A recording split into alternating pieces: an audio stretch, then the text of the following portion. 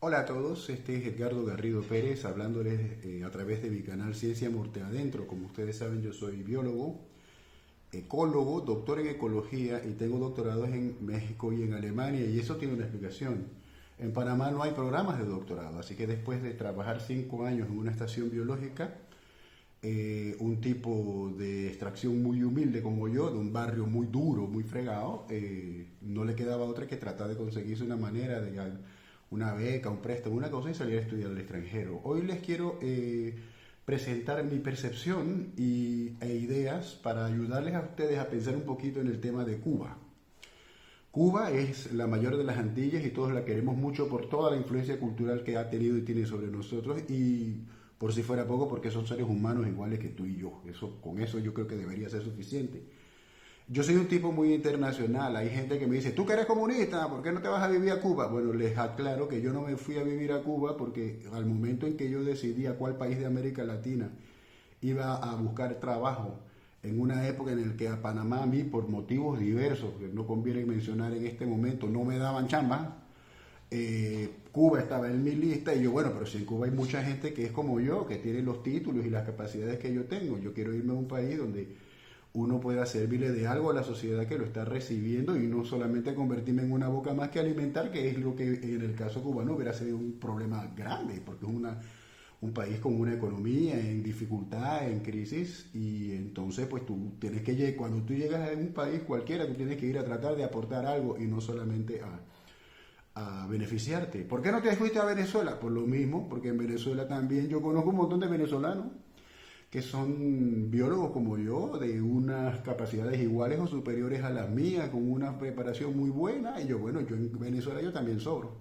Por eso me fui al Ecuador, porque en Ecuador la herencia colonial ha durado más tiempo de lo que duró en un país, en otros países, aunque en Cuba duró por un tiempo muy largo, superior a todos los demás, pero lo que trato de decir es que esa herencia colonial racista que excluye a la gente de las oportunidades educativas empezó a romperse más temprano en el Ecuador que en otros países, y por lo tanto hay menos gente como yo, había menos gente como yo en el Ecuador. Yo, bueno, si yo me voy al Ecuador, yo puedo trabajar ahí, ganarme la vida honradamente y no dejar a nadie sin plata, y allá conocí a muchos cubanos. Y por todos los lados que yo voy en el mundo, acá en Europa, cuando estuve viviendo en Alemania casi 10 años, en todos lados tú te encuentras con los cubanos, y en el Ecuador los cubanos que hablaban entre ellos, y por ahí yo estaba porque yo era algún amigo de ellos, pensaban que yo era cubano también.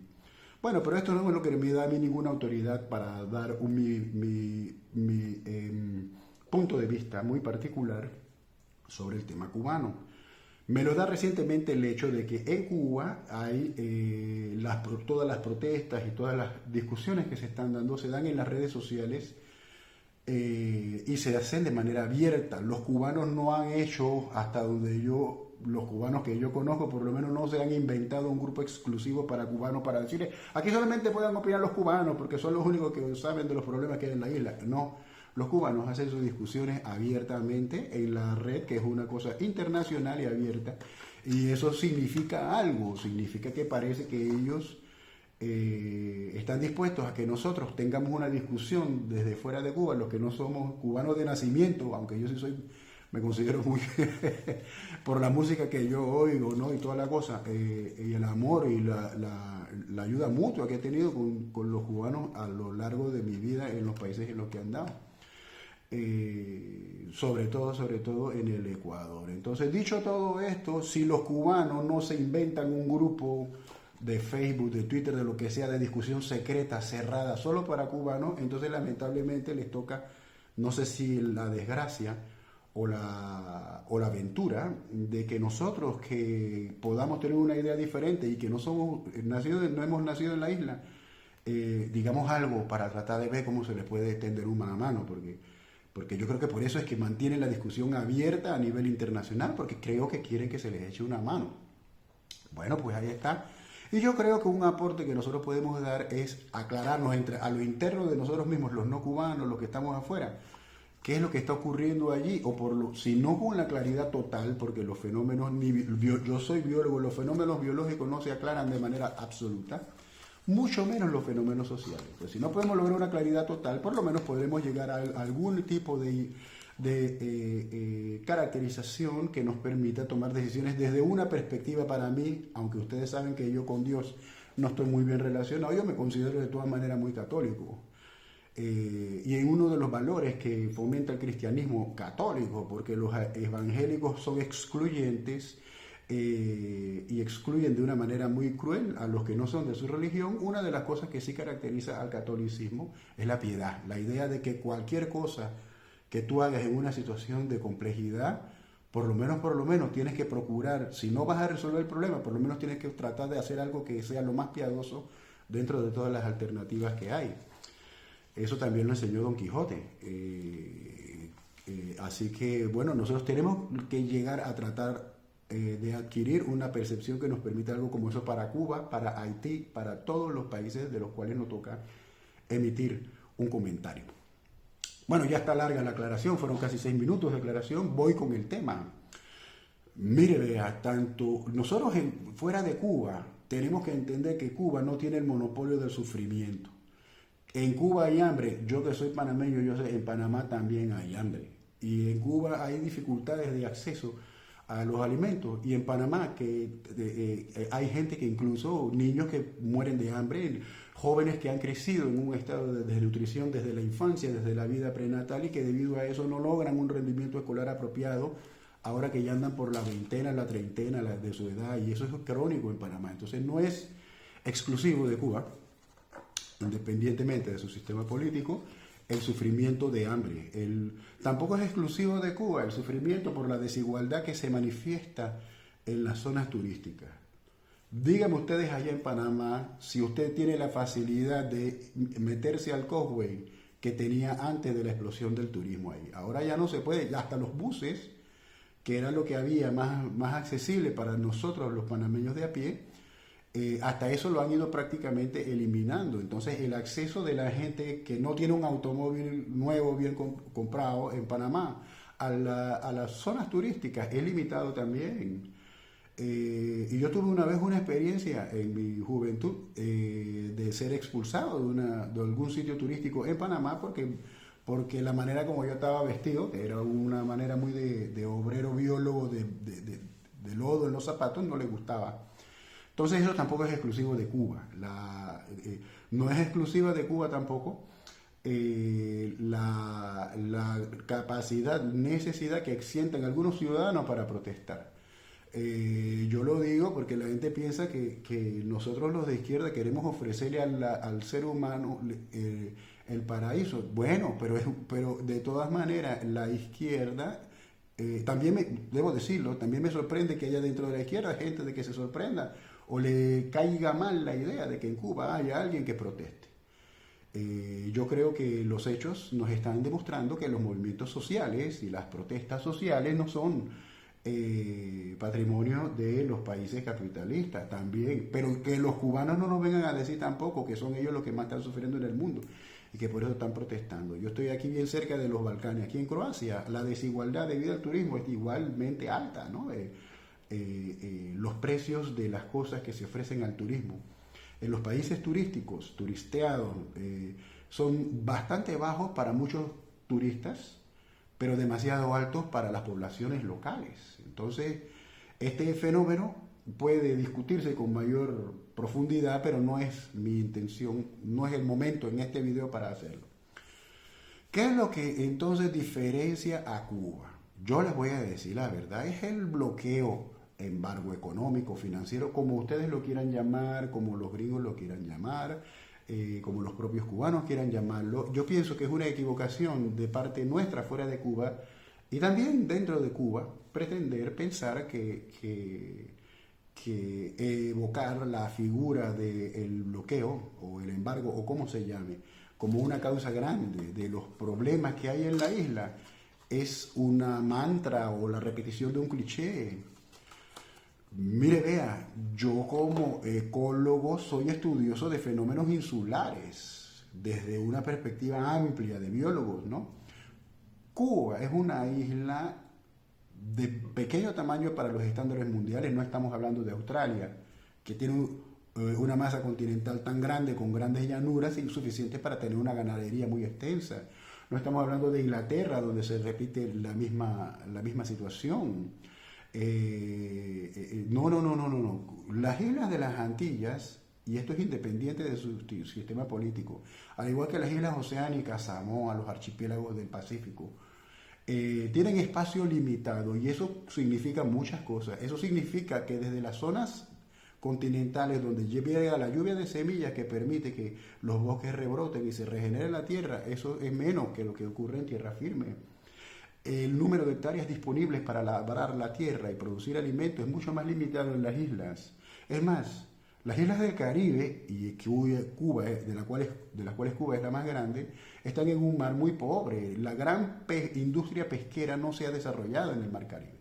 Son aguas cristalinas, con muchos arrecifes de coral, y precisamente por eso tienen una alta biodiversidad, en este caso de peces y de organismos marinos, pero en cambio una baja abundancia de individuos de estas especies. Y eso sobre todo si la comparamos con, por ejemplo, el Océano Pacífico o el gran océano Atlántico ya mar abierto. Entonces, son aguas menos productivas desde el punto de vista de la biomasa, de cosas que comer que nos da el mar. En el Pacífico nos llegan las corrientes de Humboldt desde el sur, desde el Polo Sur, cargadas de plancton, y eso trae una serie de corvinas, de un montón de componentes de la pesca que permiten no solamente deberían permitir pues no solamente la alimentación de las poblaciones en nuestros países, sino además una exportación grande. Es curioso que en países como Panamá, donde nos llega esa influencia marina, haya gente que se muera casi que prácticamente que literalmente de hambre. Hay niños que padecen hambre. Entonces, que no me vengan a decir que eso nada más ocurre en Cuba. Yo creo que hay un poquito de morbo sádico en la prensa que nos habla de que Cuba y Cuba y Cuba y Cuba. Óyeme, pero por favor. Entonces, al hecho de que se trata de un sitio insular, se agregan otros problemas independientemente del gobierno que exista allí. Como se trata de una isla, todas las islas que están en esas situaciones como Cuba, las islas del Pacífico, las islas del Caribe, cuando uno estudia su balance de alimentos, de comercio de alimentos con datos, por ejemplo, del Banco Mundial, de la ONU, que yo los he estudiado, ambos, te resulta que siempre tienen una balanza negativa, siempre importan más alimentos de lo que logran exportar. ¿Pero por qué? Porque primero son islas, ya les expliqué lo que eso significa en términos de espacio limitado. Segundo, porque si están en los océanos llenos de muchos peces, tienen que estar con embarcaciones muy pequeñas porque son islas muy pequeñas. No tienen materiales para hacer barcos grandes y irse al mar abierto a pescar de todo. Y si son islas del Caribe como Cuba, porque están en aguas muy pobres desde el punto de vista de la biomasa de peces y de otros organismos para la pesca que se producen, que aparecen allí. Entonces tienen una limitación por ese lado.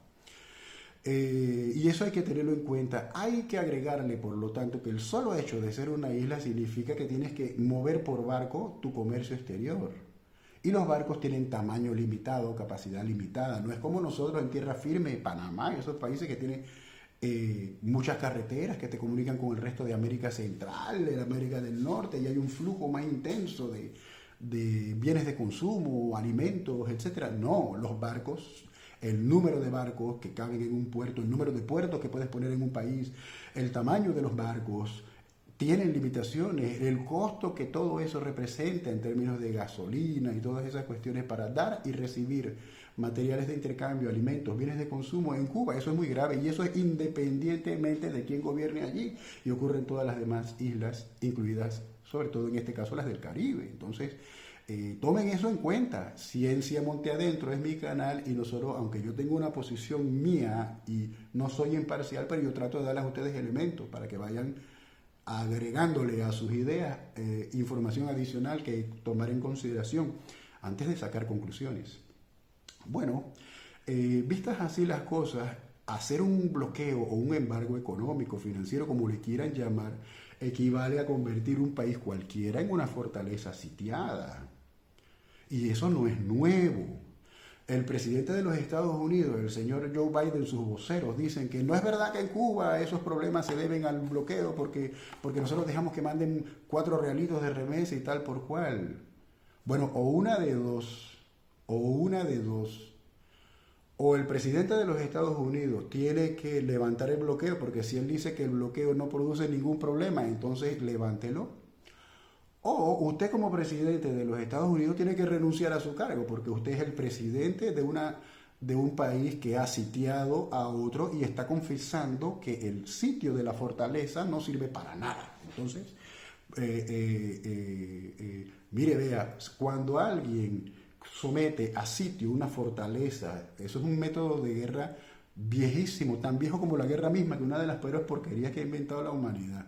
La rodeas, no dejas que nadie entre ni nadie salga con alimentos, con agua, etcétera. Tú lo haces precisamente para que a lo interno de esa fortaleza empiece a haber menos comercio con las partes exteriores, menos ingreso de agua, de alimentos, de energía para producir electricidad ahora en nuestros tiempos, de un montón de cosas. Entonces, si en Cuba hay protestas en este momento, y si hay un bloqueo, díganme ustedes para qué se hace el bloqueo. Se hace precisamente para que haya irritación, para que la gente proteste y se queje y a lo mejor intente hacer cambiar el gobierno y reemplazarlo por otro que a los Estados Unidos, en este caso, que es la potencia sitiadora, le resulte más amigable. ¿Y qué ocurrió? Que nosotros en América Latina, todos aquellos que se andan dando golpes de pecho en nuestros países, ¡ay, que Cuba, que mira, que por fin despertó, que etcétera!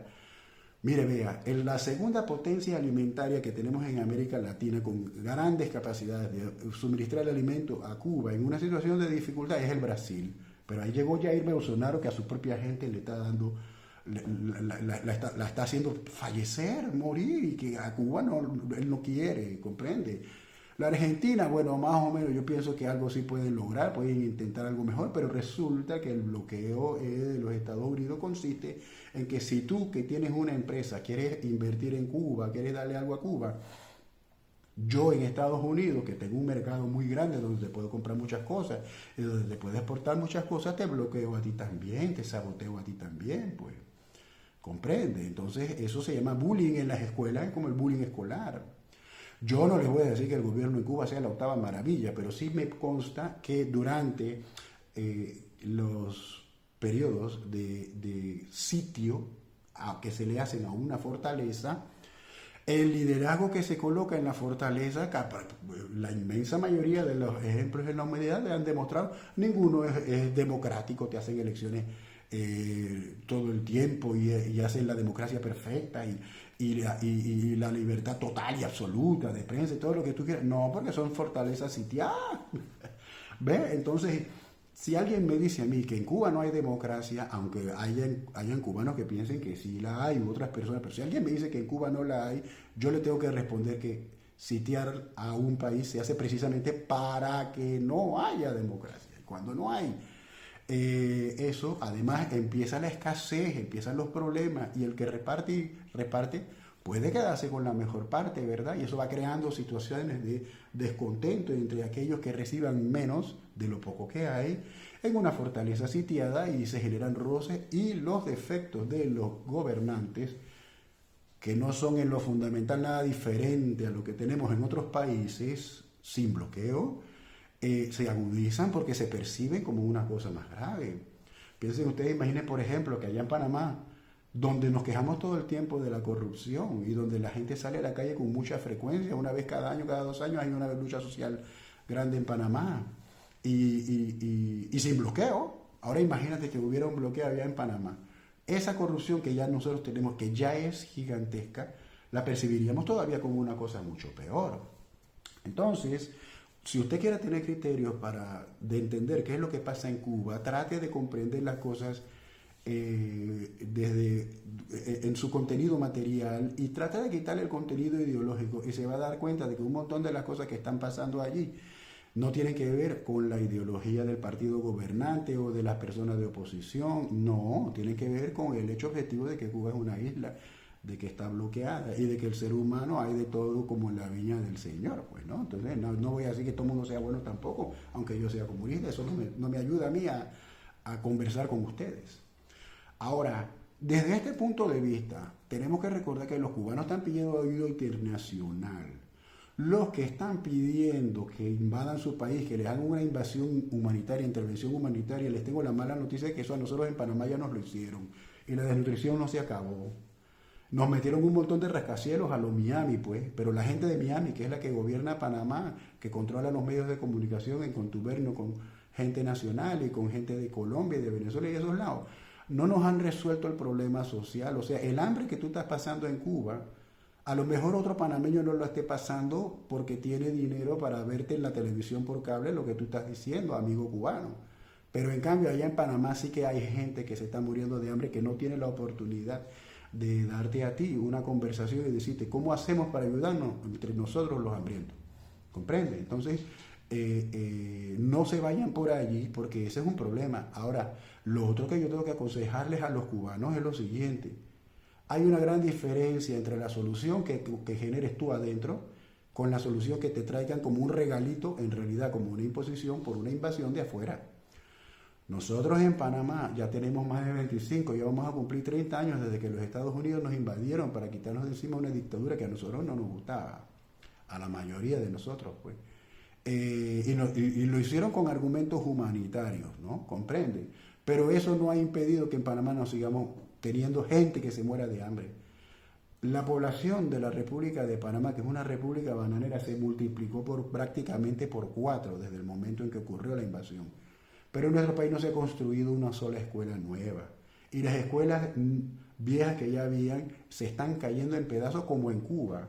La gran diferencia es que Panamá somos un país muy rico, con un centro bancario, con mucho billete, con minería, con todo. Y aún así nosotros estamos padeciendo problemas que en lo fundamental son parecidos a los que tienen ustedes. Entonces no me vengan a decir a mí en mi calidad de panameño que una invasión extranjera es la mejor solución, porque yo como panameño no te lo creo.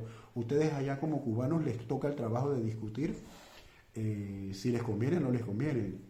No se metan a la internet, donde la gran mayoría de los lectores en idioma castellano, por lo menos en el continente americano, son mexicanos. No le vayan a decir a ustedes a un mexicano que una invasión norteamericana va a ser conveniente, porque si un mexicano no te la traga. Más del 50% de la superficie nacional que tenía México lo perdió a manos de los Estados Unidos de una manera violenta. ¿Tú me entiendes? Entonces no me vengas a decir a mí que porque el sufrimiento que tú tienes es muy doloroso y muy agudo, muy feo, la solución tenga que nosotros que también estamos sufriendo, que también la hemos vivido, tenga que ser como la que nos llegó a nosotros, porque nosotros no te lo podemos creer. Tienes que buscar una solución dentro de tu país. ¿Por qué a nosotros en Panamá, a pesar de que seguimos haciendo las mismas luchas sociales y las mismas protestas que en Cuba han eclosionado ahora de manera más visible y palmaria, por qué si nosotros tenemos 25, casi ya vamos a cumplir 30 años de estar protestando por lo mismo, a pesar de que no tenemos bloqueo, las cosas nunca se han compuesto? ¿Saben por qué, muchachos? Porque la solución en Panamá no la hicimos los panameños, a nosotros nos invadieron con una intervención militar humanitaria y llámenla como la quieran llamar. Pero quien gobierna en Panamá no está dentro del territorio panameño. Nos han cambiado un montón de presidentes. Contra todos hemos tenido cuestionamientos. Pero nunca nos han escuchado nuestros cuestionamientos, nunca nos han compuesto nada, por la sencilla razón de que los centros de decisión ya no están en Panamá. Están en Miami, están en Wall Street, en Nueva York, están en Washington. Allá están los centros de decisión. Y no es verdad que los ahora 4 millones y pico de panameños que hay, tiene cada uno suficiente dinero para pagar un boleto de avión para irse a protestar a estas 3 ciudades que yo les acabo de mencionar.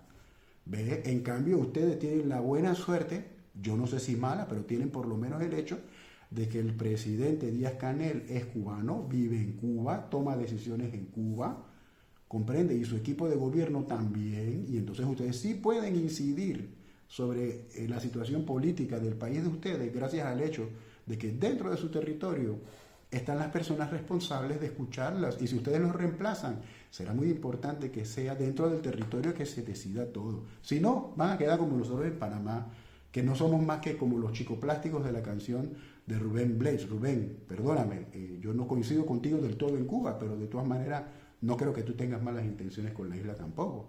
A nosotros en Panamá nos enorgullece ser la Dubái de las Américas por los rascacielos y toda la cuestión. Pero eso no le ha resuelto el hambre a muchos panameños, ni el desempleo, ni la miseria, y la educación se perdió. Les repito, no se construyó una sola escuela nueva, pero hay un montón de centros comerciales, eso sí, porque para sacarnos plata, para eso sí quieren, ¿no? Y un montón de rascacielos, o sea, no me digan que faltaron los materiales de construcción, los arquitectos, los ingenieros, porque me la tienen que explicar de otra manera. Entonces tengan mucho cuidado que no pase eso. Ahora, para finalizar, nosotros como gente que está fuera de la isla, ¿cómo podemos ayudar? Yo creo que nosotros, la posición que más me gusta a mí, pues es la del presidente de México, Andrés Manuel López Obrador.